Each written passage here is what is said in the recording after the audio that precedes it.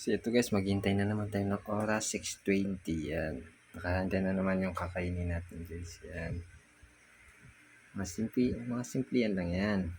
Pagkakain kayo guys, pag malapit na yung oras, pag nag 6:20 na, ay kailangan unahin ng tubig.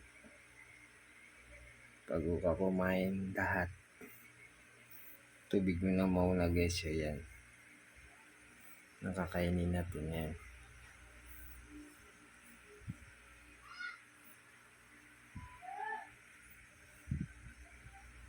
So yan. Tayo natin mag 6:20. Ito. Nakainin natin guys. Respect po sa mga nakapasting dyan. Sa mga nakakapanood nito na wala pang oras. So yun. Follow my TikTok, subscribe.